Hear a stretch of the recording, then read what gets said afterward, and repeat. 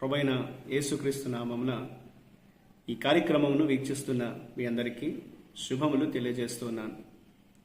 Vision cutie fellowship వారి యేసుతో ఏకాంత సమయం ఈ క్వైట్ టైం కార్యక్రమానికి మిమ్మల్ని ప్రేమతో ఆహ్వానిస్తున్నాను. ప్రతిరోజు దేవుని వాక్యాన్ని ధ్యానించుటకు దేవుడు మనకు దయచేస్తున్న ఈ సమయం కొరకు దేవునికి వందనాలు తెలియజేస్తున్నాను.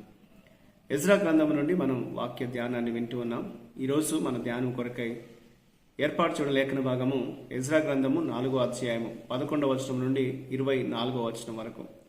ముందుగా ఈ భాగంలో మనం 11 నుండి 13 వరకు చదువుకుందాం. వీరు రాజైన హర్తహాశస్తకు వ్రాసి పంపించిన ఉత్తరం నకలు. నది యువతలున తమ దాసులైన మేము రాజైన తమకు తెలియచేయనదేమనగా, తమ సన్నిధి నుండి మా యొద్దకు వచ్చిన యూదులు యెరూషలేమునకు వచ్చి తిరుగుబాటు చేసిన ఆ చెడు పట్టణమును కట్టుచున్నారు. వారు దాని ప్రాకారం నిలిపి దాని పునాదులను మరమ్మత్తు చేయుచున్నారు. కావున రాజువైన తమకు తెలియవలసినదేమనగా, ఈ పట్టణమును కట్టి దాని ప్రాకారం నిలపబెట్టిన ఎడల వారు శిస్తు గాని సుంకము గాని పన్ను గాని ఇయ్యక యుందురు. అప్పుడు రాజునకు రావలసిన పైకము నష్టమగును. ఈనాటి లేఖన భాగం ఆధారంగా మనం ఏర్పాటు చేసుకున్న అంశం ఏదనగా, నిర్మాణము ఆగిపోయినను దృఢ సంకల్పంతో ముందుకు సాగుట. Construction halted, unwavering determination. నేటి వాక్య భాగం యొక్క సారాంశాన్ని మనం గమనించినట్లయితే, యెరూషలేము యొక్క గోడ నిర్మాణాన్ని అడ్డుకున్నటువంటి శత్రువులు అర్తహశస్త రాజుకు ఒక విన్నపాన్ని పంపించారు.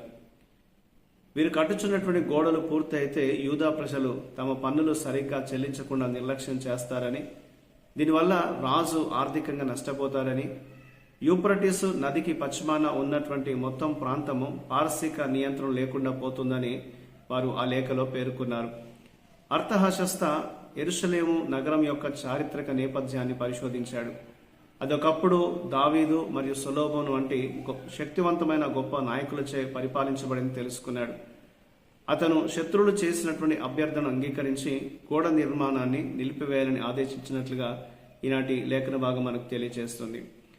ఈ భాగంలో దేవుడు ఏమై ఉన్నాడు అని మనం గమనిస్తే 21వ వచనం, 23, 24 వచనాల్లో, దేవుని రాజ్యము ఎప్పటికీ పడిపోదు. శత్రువులు ఆయన పనిని తాత్కాలికంగా అడ్డుకోవచ్చు, కానీ వారు ఆయన ఇష్టాన్ని, ఆయన చిత్తాన్ని అడ్డుకోలేరు.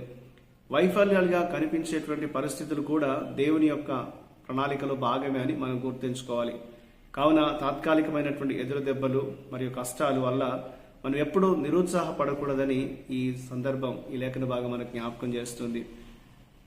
యెరూషలేము యొక్క గోడలు కడుచున్నప్పుడు దాన్ని అడ్డుకున్నటువంటి శత్రువులు వారు తాత్కాలికంగా పని నిలిపివేయడానికి వారు పూనుకున్నట్లుగా లేఖనంలో మనం చదువుతున్నాం. అయినప్పటికీ దేవుని రాజ్య పని ఎప్పుడూ ఆగదు అనేది మనం లేఖనాల్లో మనం తెలుసుకుంటూ ఉంటాం.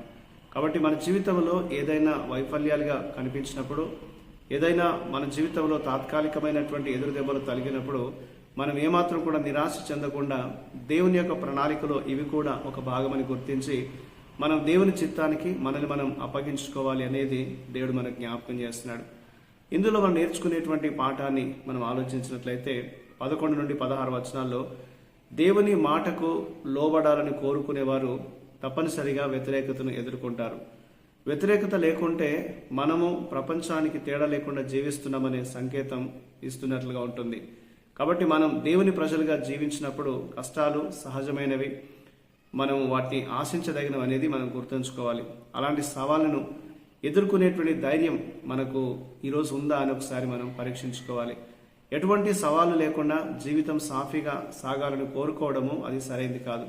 మన విశ్వాసానికి అనేకమైన పరీక్షలు ఎదురవుతూ ఉంటాయి.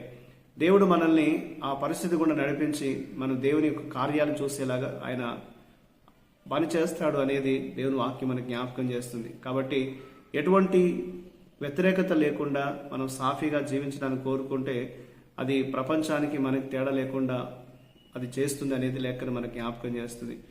కాబట్టి యూదులు వారు నిర్మించేటువంటి నిర్మాణం ఆగిపోయినప్పటికీ కూడా వారు నిరాశ చెందలేదు. వారు నిశ్చయతతో, దృఢ సంకల్పంతో దేవుని పని తప్పకుండా జరుగుతుందనేటువంటి విశ్వాసంతో వారు దృఢ నిశ్చయంతో ముందుకు సాగినట్లుగా లేఖనం మనకు తెలియజేస్తుంది.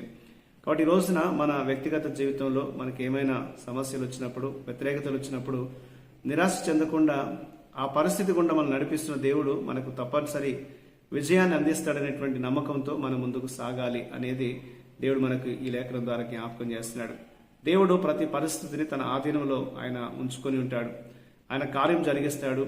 ఆయన మన పట్ల సహాయాన్ని అందిస్తాడు అనేది లేఖనాలు మనకు తెలియజేస్తున్నాయి. కాబట్టి ఆ రీతిగా ప్రతిరోజు కూడా దేవుని సన్నిధిలో మనం కనిపెడుతూ, దేవుని మనం ప్రార్థిస్తూ, ఒక స్థిరమైనటువంటి నమ్మకంతో దేవుని పైన మనం ఆధారపడుతూ ముందుకు సాగాలి అనేది దేవుడు మనకు జ్ఞాపకం చేస్తున్నాడు.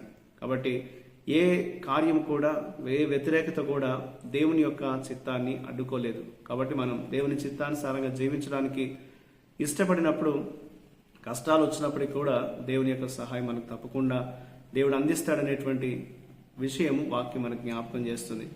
ఆ విధంగా దేవుడు మనల్ని నిలబెట్టినట్లుగా, దేవుడు మనల్ని నడిపించినట్లుగా దేవుని సహాయాన్ని కోరుతూ మనం ప్రార్థన చేద్దాం. మా ప్రియమైన దేవ, పరలోకపు తండ్రి, నీకు వందనాలు. అపవాదు, అబద్ధాలు మరియు వ్యతిరేకత మధ్యలో కూడా మేము మా యొక్క గుర్తింపును కోల్పోకుండా మీ ప్రజలుగా మేము ఎల్లప్పుడూ జీవించడానికి మాకు సహాయం చేయండి. మీ చిత్తాన్ని జరిగించడానికి మాకు కృప చూపండి. స్థిరమైన విశ్వాసంతో, దృఢ సంకల్పంతో ప్రభా మేము నీ పనిలో ముందుకు సాగే కృప మాకు అనుగ్రహించమని, మీ చిత్తాన్ని బట్టి నడిపించమని యేసుక్రీస్తు నామమున ప్రార్థిస్తున్నాను తండ్రి. ఆమేన్. ప్రియులారా, మీరు సమయం తీసుకొని ఈ యొక్క వాక్య ధ్యానం విన్నందుకు మీ అందరికీ ప్రత్యేకమైన వందనాలు. ప్రతిరోజు మీకు అందించబడుతున్న ఈ యొక్క డైలీ రిఫ్లెక్షన్స్, అనుదిన ధ్యానాలు మీకు దీవెనకరంగా ఉన్నట్లయితే మీ యొక్క అనుభవాల్ని మాతో పంచుకోవాల్సిందిగా కోరుతున్నాను. ప్రభు కృప మనందరికీ ఎల్లప్పుడూ తోడై ఉండి కాపాడును గాక. ఆమేన్.